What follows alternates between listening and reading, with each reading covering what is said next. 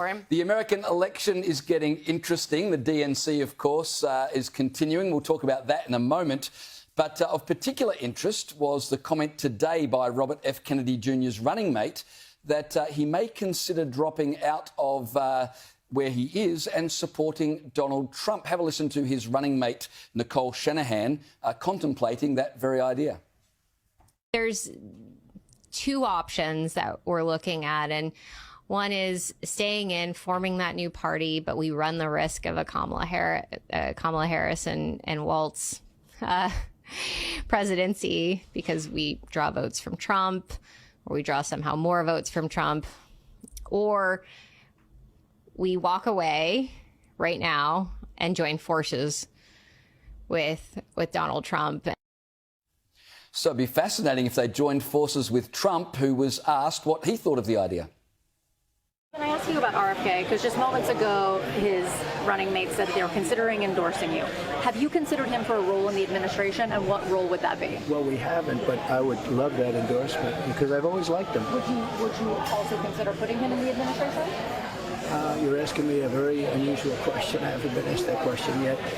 I like him a lot. I respect him a lot. I probably would if something like that would happen. He's a very different kind of a guy, a very smart guy. And, yeah, I would be honored by that endorsement, certainly. Be a great propaganda coup, Liz, if RFK came over to Trump, but how much difference would it make to his votes?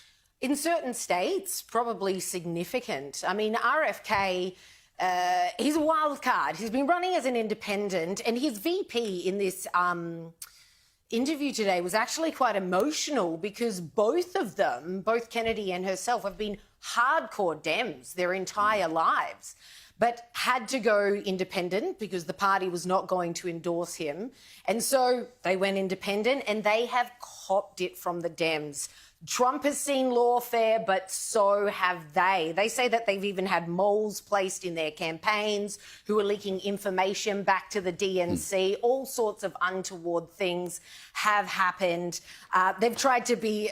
Many of them, they were trying to get Kennedy off the ticket in several states, unsuccessfully, thank goodness. But they've reached a point, obviously, where they've realised we don't want to not be a part of the Trump campaign. It's rumoured that this will happen on potentially Friday.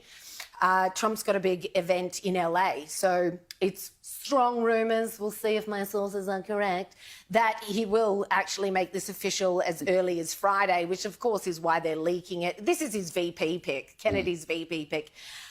So she wouldn't be saying this if there wasn't a very real possibility that that will be happening in the coming days. But it's definitely interesting because one does wonder, if they were taking votes from the Dems, is this now going to cost them? Will Dems now no longer vote for them? Because the many Dems who feel homeless with regards to a party as well, they don't like the current administration. And so, on the other hand, you've got hardcore Dems who will always vote for a Kennedy by virtue of having the last name. I think it would affect the Trump campaign in a very positive way, personally. What do you reckon, Joe?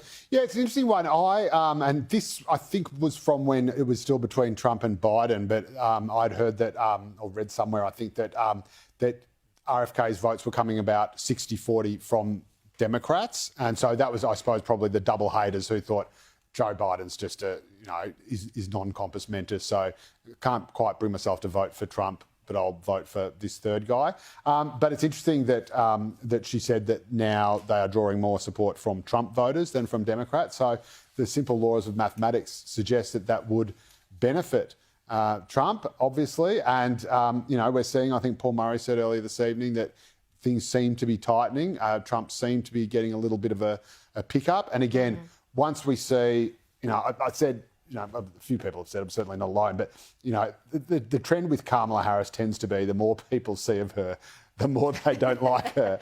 And her... The DNC has been a great advertisement for Trump. But the DNC machine is amazing. So all these slick set pieces, the ads are really incredible. And that's what's given her this massive, Kamala momentum.